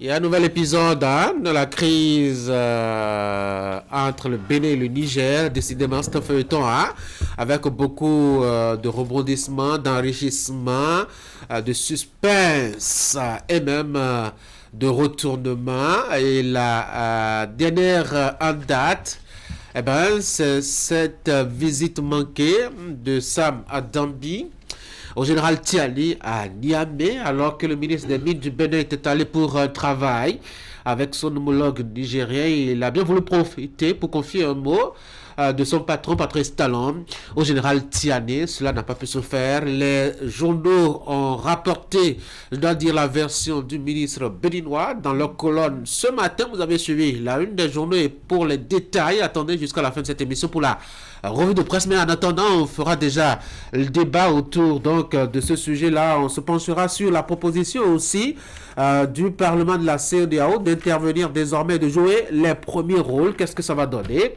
Ce sont les deux axes autour desquels on va discuter ce matin. Franck, bonjour. Eric. Bonjour, Eric et William, bonjour à vous deux. On dira peut-être Tiani définitivement braqué, Franck. Oui, il n'a pas changé en tout cas. Oui, l'homme n'a pas changé. Si on s'en tient au dernier développement de cette actualité liée à la crise entre le Bénin et le Niger, ce que moi je sais, c'est que le ministre béninois était en séance de travail, comme vous l'avez dit, à Niamey, et était donc porteur d'un message du chef de l'État, Patrice Talon, mais il n'a pas pu rencontrer le général Tiani. Lorsque vous faites une petite analyse, on sent que c'est toujours le sang militaire qui dit un peu l'attitude du général Tiani là-bas, ce qu'il il n'a pas changé trop dans sa position depuis le coup d'État du 26 juillet dernier, malgré tout ce qui se fait, disons, que je qualifie de bien du côté du Bénin depuis que la crise a pris une autre tournure pour essayer de dégeler un peu la situation. On n'a pas vu de l'autre côté cette ouverture-là qu'on a observée du côté de Cotonou. Et donc, il est resté droit dans ses bottes. Il est resté, disons, inchangé depuis que cette histoire a commencé. Et moi, je me pose quelques questions. Est-ce que dans une dans des relations diplomatiques comme celle qui lie le Bénin et le Niger, est-ce qu'il faut continuer véritablement par adopter cette position? Parce que lorsque vous écoutez même des cadres nigériens, ce sont des gens comme du Bénin, du Niger aussi, qui sont déjà fatigués de cette crise-là. J'ai lu dans la presse que même les commerçants qui bientôt, vous savez, la période qui leur permet de faire un peu de recettes, de faire un peu d'entrée, qui approche la Tabaski, eh bien, les commerçants se posent déjà des questions. Est-ce qu'il faut continuer par garder nos frontières fermées pour empêcher ces commerçants d'exercer le métier, de vendre un peu de bétail à l'occasion de la fête de la Tabaski? Les commerçants, les transporteurs en interne, ce n'est pas toujours la grande joie, hein. On ne suit pas toujours, on n'aime pas toujours la position de Tiani, mais il fonce, on peut comprendre. C'est un militaire, il est venu au pouvoir par la force, et donc il n'a pas toujours les notions diplomatiques, il n'a pas toujours, disons, ces échanges entre pays, même lorsque vous êtes en crise. Au grand moment de la crise entre l'Ukraine et puis la Russie, il y avait des négociations, on se parlait, on discutait toujours pendant que la Russie bombardait les villes ukrainiennes, on discutait toujours. Bon, qu'en est-il de deux pays, disons, frères depuis des lustres, depuis des décennies, de continuer par rester dans cette position braquée là? Moi, je trouve que c'est assez braqué et ça risque de nous amener très loin. Et ça risque même d'agir sur les liens séculaires qui existent entre les deux peuples. Loris, au regard de tout ce qui se passe et surtout des rebondissements que nous avons enregistrés hier, lundi et mardi, on se pose la question de savoir que veulent réellement les autorités nigériennes.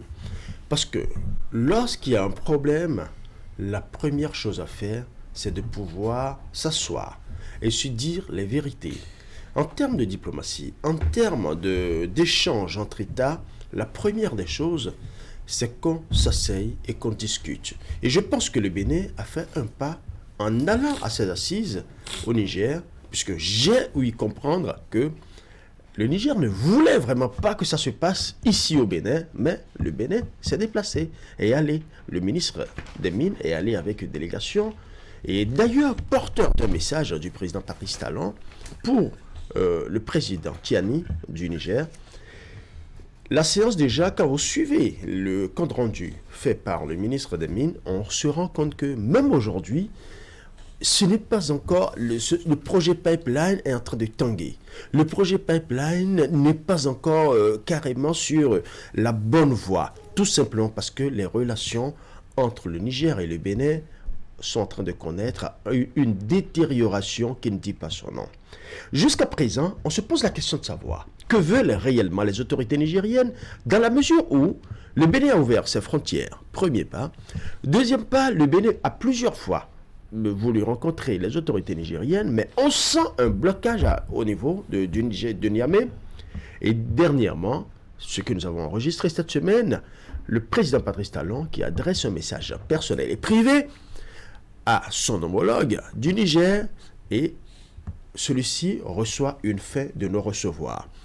Quand vous êtes face à quelqu'un qui est qui s'est barricadé derrière un mur, il est difficile de négocier. Il est difficile de trouver la réponse adéquate ou la solution idoine pour pouvoir sortir de la situation, de la crise qui gangrène actuellement. Et là, la question qui se pose est de savoir, est-ce que nous sommes en train de trouver les réels mobiles pour dégeler cette crise-là? Parce que actuellement, on n'est plus à la crise elle-même. Qu'est-ce qui gangrène ou qu'est-ce qui bloque la crise? Donc, il faut trouver le vrai mobile. Est-ce que c'est toujours cette histoire de probables attaques contre le Niger ou des légionnaires qui seraient tapis dans les rangs des Béninois ici qui posent toujours ce problème? Moi, je pense que quel que soit ce qu'on pense, quel que soit ce qu'on dit, quelles que soient les différentes déclarations qui fusent de Niamey ou de Cotonou, il est temps que ces autorités aplanissent les divergences, d'abord qu'elles acceptent d'aller à la table de discussion et de négociation. Parce que tant que ces autorités ne vont pas accepter de parler, je sens la main tendue du côté du Bénin. Mais du côté du Niger, on se heurte à une fermeté. J'ai entendu Franck parler du sang militaire. Moi, je dirais plutôt, je vois beaucoup plus le sang sahélien, ce sang-là assez chaud, qui est un peu très fort et qui d'une certaine... Non, on n'ira pas de la stigmatisation, mais on sent qu'il y a une sorte de fermeté, qu'il faut mettre, qu'il faut quand même calmer. Parce qu'aujourd'hui, ce n'est pas que Tiani et Talon qui sont concernés par cette histoire, c'est le peuple du Niger, l'entièreté du peuple du Niger et l'entièreté du peuple du Bénin. Et ces deux pays sont condamnés à travailler ensemble. Le Bénin ne peut pas se déplacer, aller se mettre derrière le Nigeria, et le Niger ne peut pas se déplacer pour aller se mettre derrière le Tchad. Ces deux pays sont condamnés à vivre ensemble et sont condamnés à partager leurs frontières. Alors, la meilleure solution, c'est de s'asseoir et de trouver une meilleure, des compromis. On peut ne pas s'aimer, mais au moins trouver des solutions pour pouvoir travailler ensemble. Je pense que c'est la meilleure option. Et je n'ai pas ouï dire que l'ambassadeur du Niger a été rappelé. Donc, je pense qu'il y a toujours des pistes de solutions. Parce qu'ailleurs, quand un État a des problèmes avec l'autre, la première chose qui commence par inquiéter, c'est que le premier pays qui est fâché retire ou rappelle son ambassadeur. Jusqu'à présent, je n'ai pas encore ouï dire que le Niger a rappelé son ambassadeur. Donc ça veut dire qu'il y a toujours des pistes de solutions. Et si le Niger, le président nigérien ne veut pas recevoir les autorités béninoises, je pense qu'il y a une autre piste. Il faut envoyer alors l'ambassadeur du Niger pour qu'il aille porter le message à son président. Donc je pense qu'il y a toujours des pistes de solutions, sans oublier les autres chefs d'État de la sous-région qui peuvent également participer. Non, je pense qu'il faut analyser cette situation avec plusieurs autres éléments en présence. Est-ce que le ministre béninois Adambi allait au Niger pour rencontrer le président Tchani, où il était dans une visite de travail ou une visite... bon, je ne connais pas les noms qu'on donne aux visites des ministres, mais est-ce que c'était une série d'activités dont notamment la séance de travail qu'il a eue avec son homologue et ensuite une rencontre avec le président Tchani, où il était parti exclusivement pour une rencontre de travail avec son homologue? Moi, c'est cette information que j'ai. Si c'est pour parler à l'initiative de la partie chinoise, du co-contractant chinois, si c'est pour discuter, si c'est pour échanger, si c'est pour trouver des portes de sortie par rapport à la question du pipeline, qu'il est parti dans une séance de travail tripartite organisée par les Chinois en terre nigérienne, et qu'il a pu rencontrer son homologue, que la séance s'est tenue, les deux points à l'ordre du jour, notamment, comment on appelle, le passage frontalier terrestre entre des biens, du matériel pour le pipeline, des fonctionnaires, du personnel, des deux États. Ça, ils en ont discuté, même s'ils n'ont pas trouvé vraiment les issues qu'il faut. Second sujet sur la table de discussion, second point de discussion entre le ministre Adambi et comment on appelle, et la partie nigérienne aux côtés du travailleur ou du prestataire chinois, c'est l'enlèvement et le chargement des navires pour l'exportation du pétrole. Cela aussi, ils en ont parlé. Si c'est pour ça que le ministre est allé au Niger, la séance de travail s'est tenue, elle ne s'est pas terminée en queue de poisson, même si les conclusions sont très peu motivantes, parce que, comme Ulrich l'a dit tout à l'heure, le prestataire chinois n'est toujours pas rassuré de son investissement, de la sécurité tout autour de la suite de ce contrat d'exécution.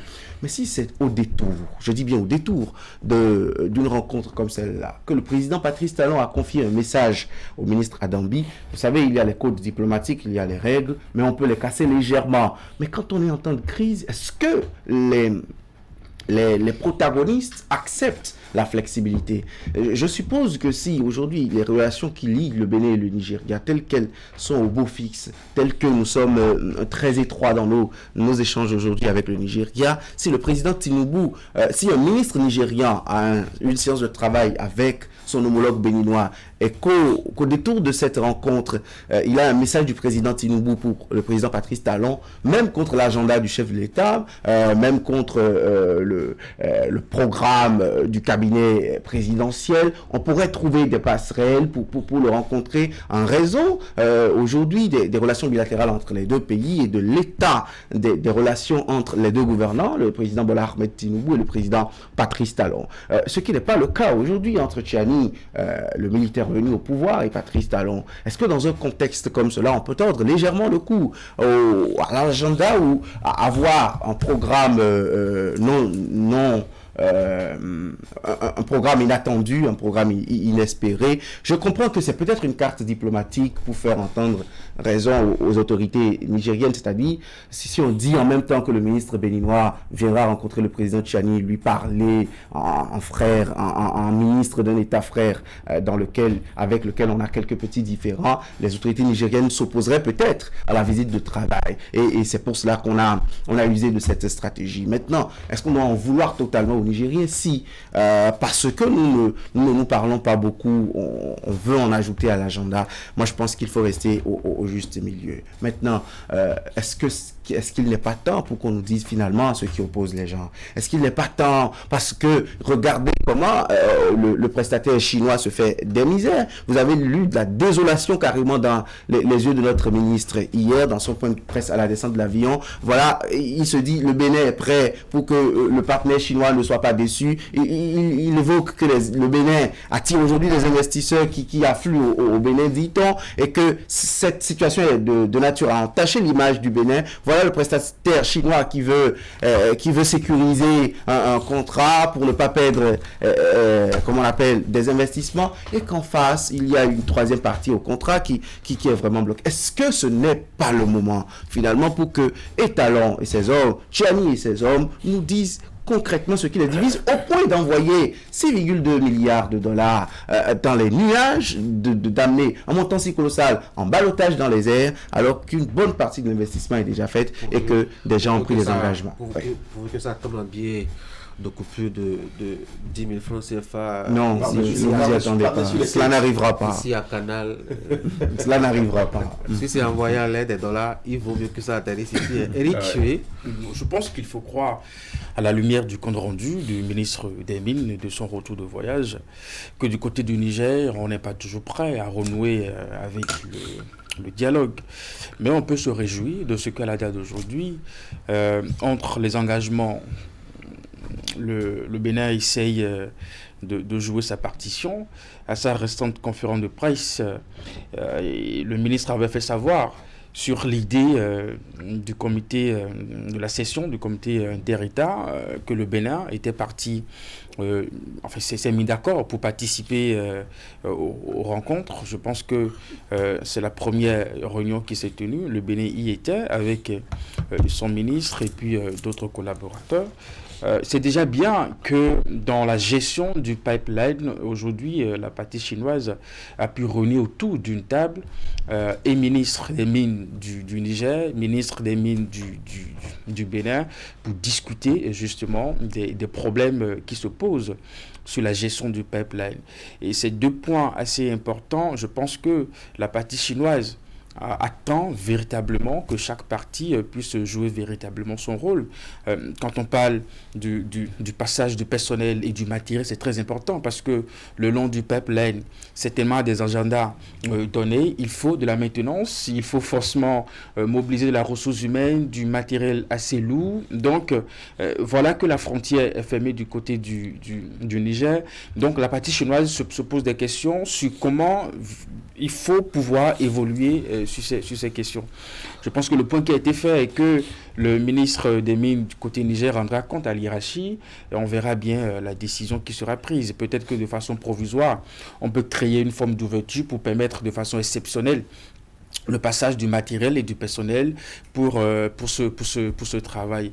Et puis ce point, le deuxième point que William a évoqué, ça nous concerne. Et là-dessus, le ministre aussi a fait savoir qu'il rendra compte à qui de droit pour que des décisions soient prises. Dans l'un ou l'autre des cas, je pense que la partie chinoise attend dans les jours à venir qu'une fois que ces informations seront remontées au niveau État, n'est-ce pas, que des décisions soit prise. Après, moi, j'estime que pour cette rencontre manquée entre le ministre et puis le général Tchiani, on peut peut-être mettre ça sur le coup de l'agenda du général, qui n'était peut-être pas si dégagé pour recevoir le message du ministre. Je crois savoir que les règles, les principes de la diplomatie voudraient que même dans ce cas de figure, quand un président est empêché, on peut mobiliser un autre responsable, n'est-ce pas, pour réceptionner ne serait-ce que le message et rendre compte à qui est de droit. Je n'ai pas eu ce détail. Est-ce que cela nous ramène toujours sur ce bras de fer entre les deux États? Je pense que c'est assez dommage que nous continuions par observer entre ces deux États, les rapports toujours tendus. Mais toujours est-il que pour ce qui est du projet Pipeline, on peut se mettre d'accord qu'au moins, tout au moins, les deux États sont déterminés à s'asseoir et puis à discuter. Ça ne va pas être la dernière rencontre du comité inter-État, il y en aura d'autres. Peut-être que la prochaine, les points qui seront faits aux différents chefs d'État pour des décisions, peut-être qu'à cette rencontre, on verra un peu plus clair sur la décision que les deux États vont prendre. Peut-être que ça sera ici à Cotonou, puisque la première s'est tenue au Niger. Peut-être que la deuxième session aura lieu ici, où voilà, les autorités du Niger pourront rallier Cotonou pour cette réunion. Donc, moi, je ne me fais pas trop de mauvais sang pour cette rencontre manquée. L'agenda d'un général qui plus est, en tout cas, qui gère d'autres situations, on peut comprendre que cela peut amener le général à ne pas disposer du temps pour recevoir le ministre. Je n'ai pas vu non plus le ministre dans sa conférence de presse en fait exceptionnellement un problème. On lui a posé la question lui-même qu'est-ce qu'il pense de ça. Il a estimé qu'il ne lui revenait pas de commenter justement. Il va rendre compte du boulot au-delà de ce qui est. Qu'il va rendre compte la presse ce matin. La presse ce matin, surtout la titraille du journal Le Matinal, ma foi, je me demande si va carrément le porte-parole du gouvernement à ce propos. Est-ce qu'on avait besoin de rapporter cela sur la place publique, à savoir qu'on a sollicité une audience et que tu as refusé? Est-ce que quelque part ça ne va pas énerver encore les gens? Je pense peut-être qu'il y a une peur d'anticiper sur une communication. Peut-être que si le Bénin ne communiquait pas sur ça, peut-être c'est le Niger qui communiquerait sur ça. Qu'entre-temps, le Bénin a envoyé un ministre, mais le Niger reste le Niger. Le ministre n'a pas été reçu. Parce que de l'autre côté aussi, on communique. Je pense que après, le ministre et ses collaborateurs nous ont confié quand même que du côté du Niger, ils ont été bien reçus à l'aéroport. Pour la séance, tout s'est bien passé avec le collègue ministre du Niger. Il y avait des échanges fraternels, des confidences même de ce que ils ont des proches qui sont à Gaïa et puis tout ça. Donc je pense que entre individus, le courant passe. Je pense que plutôt c'est au niveau État, entre États que ça coince toujours. Bon, espérons que cette ambiance entre autorités, entre individus qui existent puisse progressivement, n'est-ce pas, toucher entre États. Mais après, moi, je pense qu'il faut laisser le temps aussi de faire son travail. Nous sommes dans une crise, voilà. Charge que Dieu fait, c'est bien de voir qu'au niveau des États, chacun pose des pas et peut-être que tout ceci va nous amener à bon port. Le riche. Ouais. Non, c'est important qu'on en parle parce que vous le savez, les informations vont très vite ces temps-ci. Et avec les réseaux, avec la progression des réseaux sociaux, ça va très très vite. Et d'une certaine manière, qu'on le veuille ou non, une fois que ça a été fait de façon officielle, la demande a été faite de façon officielle, donc tôt ou tard, l'information viendrait. Et c'est toujours mieux de donner l'information à chaud, parce qu'on n'a pas senti une mauvaise foi, parce qu'ils ont bien dit, qu'ils ont demandé, ils ont constaté qu'il n'a pas pu, il n'a pas dit qu'il n'a refusé. Le ministre a été assez précis dans ses mots, il a bien dit qu'il n'a pas pu être reçu par le président de la République, le président du Niger. Donc il n'a pas dit le président du Niger a refusé de le recevoir. Donc on sent que on prête le Cotonou prête une bonne foi à Niamey et espère que dans les prochains jours, peut-être que d'autres tentatives iront encore du côté vers Niamey. Et cette fois-ci, espérons que ce soit la bonne porte qui va s'ouvrir et cette porte va déboucher à un dégel sérieux et surtout total de la situation. Donc, on l'appelle vivement de toutes nos forces parce que deux pays qui sont pratiquement, qui ont une économie assez faible et qui aujourd'hui se battent pour s'en sortir et qui devraient normalement se serrer les coudes, c'est assez humiliant, c'est assez vraiment inutile de faire cette guerre qui n'a aucune raison a priori. Donc je pense que faisons l'effort de trouver le juste milieu pour pouvoir planir ces divergences-là, afin que les peuples retrouvent un peu leur ouf de soulagement, que ce soit à Gaïa ou à Malanville. Tchani qui ne reçoit pas Dambi, c'est un détail. La principale question sur le tapis, c'était la rencontre du comité inter-État de pilotage du pipeline. Cela a eu lieu. Les deux parties ont promis de rendre compte. Est-ce qu'on avait besoin de venir en parler sur la place publique En parler sur... Bon, c'était peut-être une façon pour le ministre béninois de montrer, notamment aux Béninois qui pensent que parfois les actions d'apaisement sont moins nombreuses que les moyens de pression que nous mettons pour forcer le dialogue et la reprise des relations entre les deux pays. Donc c'est peut-être une façon de montrer aux Béninois que des choses se font. Même quand certains sujets ne sont pas au rôle, nous trouvons le moyen de les mettre, nous trouvons l'intelligence diplomatique de les évoquer de sorte à montrer que nous voulons un dégel. De ce point de vue, je comprends, mais la communication de ce matin des journaux peut-être n'arrange pas cette façon de présenter la situation parce que c'est un peu comme si c'était la rencontre avec Tchani qui était le principal mobile. Absolument. J'ai vu même des médias internationaux traiter l'information de la sorte. Quand ça fait ça, ça nous oppose. On n'a pas intérêt à s'opposer. On comprend déjà que le comité inter-État a pu se réunir, le comité inter-État de pilotage a pu se réunir, a fait l'état des lieux, a pris, bon, eux ils n'ont pas le pouvoir de prendre des résolutions, mais ils ont vu les choses, ils les ont constatées, et chaque pays a promis que les autorités au plus haut niveau de l'État en débattent, en parlent. Pourquoi une communication qui pourrait peut-être encore envenimer les prises de décision? Je pense plutôt que on va se focaliser sur le fait que chaque partie a pu trouver que il faut que le contrat s'exécute, il faut que parce que moi je suis de ceux qui pensent, et voilà, c'est peut-être une transition pour parler des portes de sortie, je suis de ceux qui pensent que si on arrive à dégeler la question du pipeline et de l'exportation du pétrole, ce serait une entrée en matière par excellence pour évoquer et faire table rase de tout ce qui nous divise aujourd'hui avec le Niger. Si déjà les Chinois dos à dos ne s'en vont pas fâchés, irrités, si les Nigériens ne voient pas leur économie en berne pendant que le Bénin se met à bloquer leur pétrole qui doit prendre par le littoral béninois est parti. Si le Bénin ne voit pas le Niger dans une posture braquée qui aurait tendance à le montrer comme bouc émissaire, aurait tendance à penser à des moyens de contournement du pipeline pour aller le mettre sur nos territoires, pour lui éviter des devises, et que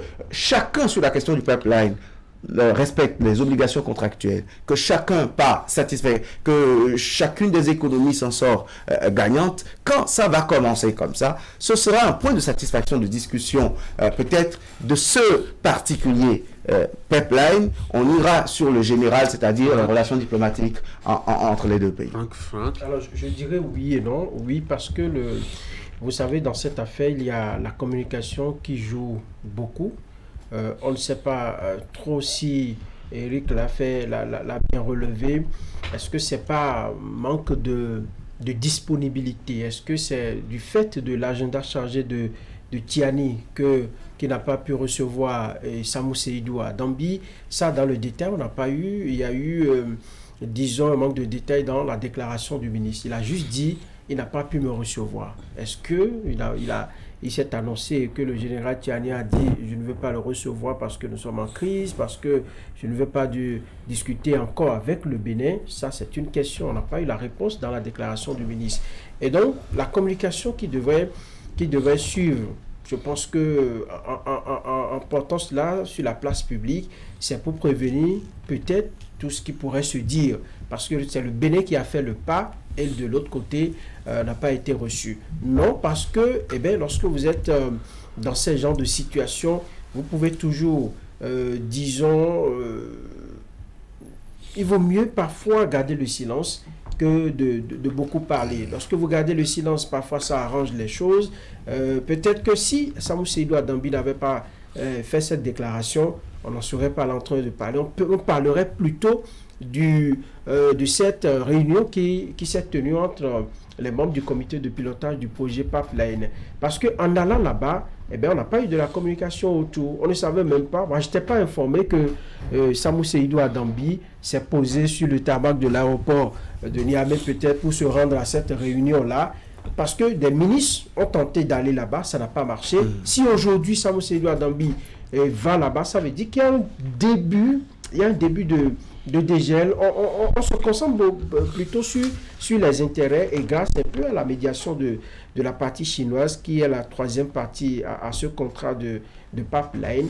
Et donc j'estime que déjà il y a un début de dégel de la situation où on met dans la balance les intérêts des deux États, sinon de trois États, de trois pays. Je veux parler du Bénin, du Niger et puis de la Chine qui joue aujourd'hui un grand rôle. Mais tel que les choses se sont passées, il fallait dire peut-être à l'opinion que le Bénin est en train de toujours marquer des pas, de toujours approcher les autorités nigériennes pour essayer de calmer la situation. Donc, moi je pense que dans l'un ou l'autre cas, ça dépend un peu de la position où vous vous mettez pour apprécier la situation. Ce qui est sûr, on va tirer les conséquences de ce refus en griffe de Tiani de recevoir Samou Seydou Adambi. Les autorités vont aviser et la suite, on en parlera puisque je crois dans mes informations que j'ai reçues, que j'ai pu recouper, qu'il y a encore aujourd'hui une séance de travail entre le Niger, le Bénin et puis la partie chinoise, la société WAPCO, je crois, si c'est la dénomination. Merci pour la communication. Voilà. Non, je sais qu'il doit avoir encore une séance de travail de ce genre, sauf erreur de ma part, mais je crois que ça doit avoir lieu. Et donc, ça veut dire que les discussions continuent, ça ne s'est pas arrêté, et on espère le dénouement de cette situation pour bientôt. Le Parlement qui se réveille enfin, qui propose sa médiation, qui appelle les deux parties à privilégier le dialogue et qui se propose d'aller faire les bons offices. On devrait commencer par là, non, William? Il existe le Parlement de la CEDEAO. J'ai vu un communiqué circuler au nom de cette structure. Quelles sont ses fonctions? Combien de fois elle est sortie? Combien de fois vous connaissez mieux la CEDEAO que moi, vous. De façon livresque, oui. Moi je ne connais pas vraiment leur rôle. J'ai vu plutôt des députés s'offusquer du fait qu'on bafoue royalement le Parlement de la CEDEAO sur certaines questions entre les États. Ironique pour planter le décor et dire une sortie de léthargie. Je ne sais pas, on revient de très loin peut-être. Parlement de la CEDEAO, ils n'en ont jamais fait cas, ils n'en ont jamais parlé, mais aujourd'hui au moins ils savent que le Bénin en souffre et que le Niger aussi en souffre. Vous voyez, moi je vais laisser 2 minutes la question du Parlement de la CEDEAO, faire parallèle avec la conférence des chefs d'État et revenir sur le Parlement. La conférence des chefs d'État et de gouvernement crée un incendie dont les affres continuent par brûler des villages voisins avec beaucoup de fumée, beaucoup de cendres aussi, et n'en dit plus rien, ne dit plus mot, et le Parlement trouve que c'est le moyen peut-être de revenir dans l'opinion, de revenir sur la surface pour être un sapeur-pompier. J'ai posé une question de secondes à quelqu'un qui est dans le rouage, mais attendez, pourquoi on n'entend plus parler la conférence de président? Il dit la diplomatie doit être discrète. Et je lui ai demandé, mais alors, au lendemain du coup d'État, pourquoi est-ce qu'elle n'était pas vraiment discrète pour aider les gens? William va continuer sur raison. En fait, vous savez, c'est dans cela que... Vous savez, ils sont dans la semaine de la CEDEAO. Plein, on est vraiment dans la semaine de la CEDEAO, là.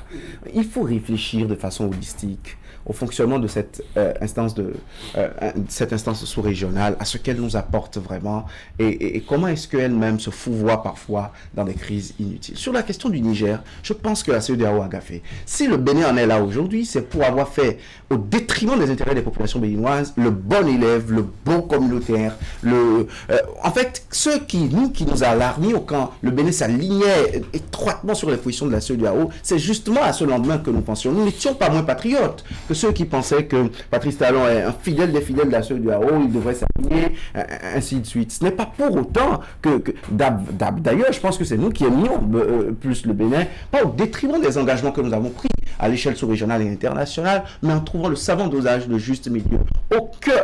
Aucun alignement diplomatique, aucune entente diplomatique n'amène un État à reléguer au second rang l'intérêt supérieur de sa nation. C'est ce que nous avons fait, et de cette leçon, nous devons en tirer leçon. On n'a aucun intérêt, parce qu'on est dans l'opposition aujourd'hui, à critiquer Patrice Talon matin, midi et soir sur cette question, et que demain, quand on va prendre le pouvoir, qu'on fasse la même erreur, où il n'y a aucun intérêt à être pour un partisan de Patrice Talon aujourd'hui, à être en train de le défendre dans la merde comme dans la réalité, au point de prendre leçon de cette situation, que demain, au cas où des choses comme celle-là se présenteront encore, il faut privilégier l'intérêt de notre pays. Parlement de la CEDEAO, puisque c'est la question que vous m'avez faite, je trouve... William répondait à quelle question? Je faisais mon analyse de tout, je faisais le tour de mon analyse. Donc, Parlement de la CEDEAO, c'est bien qu'enfin on évoque la question, c'est bien qu'enfin on évoque la question. S'il y a, selon les textes, des moyens de discussion, des moyens de pression, j'en doute sérieusement, parce qu'il n'existe presque pas des émoluments aux députés nationaux qu'on envoie là-bas. Mais des moyens de négociation et de discussion, s'ils en ont au niveau du Parlement de la CEDEAO, tels qu'ils ont compris l'enjeu de ce que, j'ai lu le communiqué, de ce que c'est nuisible aux deux pays, qu'ils plaident auprès de la conférence des chefs d'État et de gouvernement, elle doit trouver encore les moyens tels qu'elle s'était réunie au temps fort de la crise, avec beaucoup de diplomates étrangers dans la salle, qu'on revoie le même scénario pour penser au malheur des transporteurs béninois. Vous avez des rêves, William? Pas des rêves. Ils ont pu le faire, Ils ont pu le faire. Quand la crise était au temps fort, qu'ils trouvent le moyen de le faire. Ils ont décidé délibérément de ne pas le faire. C'est un mutisme délibéré aujourd'hui, mais si le Parlement de la CEDEAO peut les amener à un moment ou à un autre à le faire, qu'on y arrive. Si on n'écoute personne, écoutons au moins les parlementaires. Le ridicule ne tue pas dans notre sous-région. Et moi, je pense que c'est... Sinon, on serait déjà mort. Oui, on serait déjà mort. Je veux bien voir comment ce papier-là a été déchiré et jeté à la poubelle à Niamey, parce que ça ne leur dira absolument rien. Voilà des gens qui disent, mais on ne vous reconnaît plus. Ils sont allés même jusqu'à créer l'AES, l'Alliance des États du Sahel, et vous sortez un communiqué, maintenant vous sortez de nulle part, pendant que ça brûlait vraiment. Aujourd'hui, là maintenant, moi je pense même que le mercure a baissé un tout petit peu, et c'est maintenant vous vous réveillez de votre profond sommeil pour dire nous voulons jouer les bons offices, nous voulons faire ci, nous voudrions que les deux États fassent... Moi je pense que la CEDEAO peut attendre. La CEDEAO peut attendre, être en train de redorer un peu son blason, après avoir après s'être cassé suffisamment la figure. Et dans d'autres pays, il y a encore des situations où les gens se tapent, sont en train de vouloir se taper un quatrième mandat, où il y a beaucoup... Ils ont rapporté la carte. Non, ce n'est pas un quatrième mandat, c'est un deuxième mandat de la Seconde République. Ça, c'est constitutionnel, s'il vous plaît. Ne faisons pas la malheur, s'il vous plaît. Il y a de la matière dans la sous-région. Là, la CEDEAO, je pense que ce soit le Parlement ou les chefs d'État et tout, je pense que la CEDEAO peut attendre, observer et laisser les deux États, les autorités des deux États trouver une solution avant de vouloir se remettre en scène. Sinon là, je ne pense pas que ça fasse effet du côté de Niamey. Et si ça ne fait pas effet du côté de Niamey, c'est que il n'y a rien de bon. Eric, je pense que ça va être inefficace parce que il faut d'abord voir l'importance que le Niger accorde aujourd'hui aux institutions de la CEDEAO. Ça n'existe plus. Si déjà la plus haute instance, qui est la conférence des chefs d'État, n'est plus en odeur de sainteté avec par exemple le Niger. Je ne vois pas un Parlement véritablement apporter du poids dans cette crise.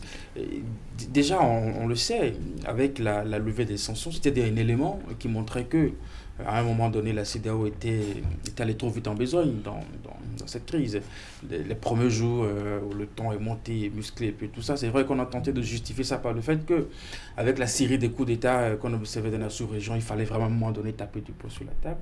Mais je pense que on y allait un peu trop fort. On pouvait mettre à contribution justement ces instances dans un premier temps, et essayer de les envoyer au front, voir dans quelle mesure ces instances allaient vraiment trouver des solutions aux crises avant qu'au niveau de la conférence des chefs d'État on puisse voir la conduite à tenir. Ça n'a pas été le cas. Donc aujourd'hui, quel rôle vraiment ce Parlement peut jouer dans un contexte où le Niger dit ne plus être membre de la CEDEAO, dans un contexte où tout ce qui sent la CEDEAO aujourd'hui répugne déjà les autorités du Niger.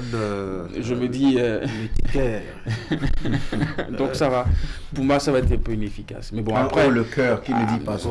Après, tant que ça permet de remplir les agendas d'activité de la CEDEAO, il y a eu la tenue de session au Parlement, les parlementaires se sont rassemblés, ils ont pris des décisions. Je pense que ça peut faire un bon rapport, ça peut faire un bon rapport. De fin de mandat.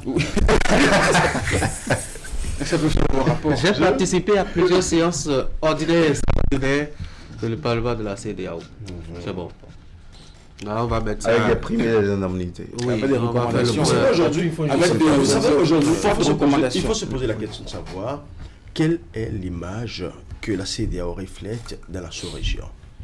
La deuxième question, quelle est l'aura de la CEDEAO dans la sous-région? Vous voyez, voilà une institution qui a eu toutes les chances pour réellement jouer les cartes qu'il faut pour l'apaisement de cette situation, mais pour peu qu'elle a eu à commettre l'erreur d'avoir été, à la limite, le pyromane de cette situation. Non, vous exagérez. Non, je n'exagère en rien. On utilise le mot juste. A été le pyromane en ce sens que, dans le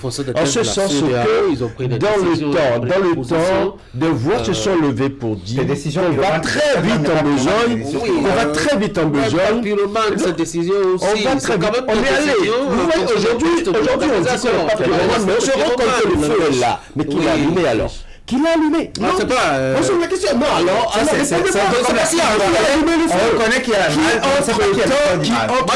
il y a une série de coups d'État. On ne fera pas l'apologie de coups d'État. Il y a une série de coups de force dans la sous-région. Mais il y avait toujours d'autres solutions. Nous l'avons aussi dit sur ce plateau, qu'il y a des solutions. Est-ce que c'était la solution la plus plausible? Est-ce que c'est la solution idoine? Mais dans le temps, ils n'ont pas écouté. Ils ont voulu aller de force. Mais au finish, ils se sont rendus compte qu'ils sont heurtés à un mur. Mais le feu étant déjà allumé, jusqu'à présent, on est en train de subir encore ce brasier. Et ce brasier, le seul pays qui en pâtit réellement, c'est le Bénin. Parce que, non, on a le Niger, mais c'est le Bénin. Parce que le Niger s'est fermé. Et j'ai souri en lisant cette ironie de Zéine qui demandait au pays de la CEDEAO de rejoindre l'AES. Cette ironie qui, à la limite, ressemble un peu à de la flatulence, s'il vous plaît. Et je pense que là où nous sommes aujourd'hui, la CEDEAO a beaucoup à gagner en redorant son image parce que l'année prochaine, au moins, elle va célébrer le demi-siècle. Demi-siècle dans la vie d'une institution, c'est beaucoup, mais c'est aussi assez sensible pour qu'on réfléchisse. Qu'est-ce qui a été bien fait? Qu'est-ce qui a été moins bien fait? Et je pense que c'est le moment pour l'institution de se recréer, de se refonder pour véritablement être aux côtés des États. Et être aux côtés de la communauté en général. Parce que ça ne sert à rien que des décisions qui sont censées protéger, accompagner, aider les communautés à s'entraider, à coopérer entre elles, que cette décision soit de nature à diviser les communautés. C'est ce que nous avons vu avec le cas du Niger. C'est vrai qu'on a géré la situation du Mali d'une certaine manière, la situation de Burkina d'une certaine manière, mais très tôt, des voix se sont levées pour dire attention, là où allait la CEDEAO, ce n'est pas bien. Et effectivement, nous avons tous eu les preuves. Et aujourd'hui, nul ne peut dire que la CEDEAO avait eu raison en prenant cette décision manu militari. Non, il y avait d'autres. On utilise la force que lorsque la voie du dialogue est épuisée. La preuve, jusqu'à présent, entre le Bénin et le Niger, on n'utilise que la voie du dialogue, la voie de la diplomatie, même si on se heurte, même si le Cotonou se heurte à un mur du côté de Niamey, mais on utilisera encore et encore la voie du dialogue pour que cela soit résolu. 8h50. Merci. Tu as fini? C'était pas trop tôt. Hein. Tanguy, c'est la conférence des chefs d'État d'Actu Matin. Ouais, ben, le Parlement d'Actu Matin. Ah non, mais j'ai pas l'impression que... C'est ça? Vous? Non. Vous êtes les parlementaires, c'est ça? Donc ça parle beaucoup. Juste. Non. Ça. Les parlementaires. Les parlementaires de la CEDEAO. Ah, mais vous n'êtes donc pas le parlement de la CEDEAO parce que tel que vous parlez. J'ai dit d'Actu Matin. Pas de la CEDEAO. Non, parce que nous, on ne peut pas sortir des communiqués de ce genre. Mais vos prises de position sont de ce genre. Hein. Vous voyez, c'est la dynamique. Il faut discuter pour faire clore le débat, pour permettre de faire une bonne conclusion. Et attendre que quand les patates sont cuites, maintenant, jouer. Vraiment, chers messieurs, chers parlementaires, merci beaucoup. Cher président de la conférence des présidents, chef d'État, merci beaucoup d'avoir participé à ces échanges. Assorti de nombreuses recommandations. Oui, j'ai remarqué en effet. Enfin, j'ai entendu des pyromanes, des ceci ici, et j'en prends acte. Voilà. C'est tout ce qui vous... Nous n'attendons que le communiqué final. Merci beaucoup pour vos contributions diverses. On souhaite que qu'elles sont tombées dans les oreilles, pas dessous, mais de gens bien mieux d'esprit et qui pourront en tout cas en tirer bon profit, meilleur parti. Allez, plus sérieusement maintenant, merci beaucoup d'avoir été là depuis lundi, ce fut un plaisir. Je vous souhaite de passer de très bons moments de week-end par anticipation, puisque notre aventure hebdomadaire va s'arrêter par ici pour le compte de cette semaine. Demain, mesdames et messieurs, vous verrez par ici Wahab Ali Bara et toute son équipe, toujours fidèle au poste le vendredi matin. Moi, je vais vous remercier de nous avoir suivis depuis lundi et surtout d'avoir été fidèle à cette émission matinale de tous les jours. Merci surtout de rester fidèle au programme de Canal 3 Bénin. Juste après moi, vous avez la revue de presse. L'équipe vous reviendra certainement lundi prochain. Portez-vous bien.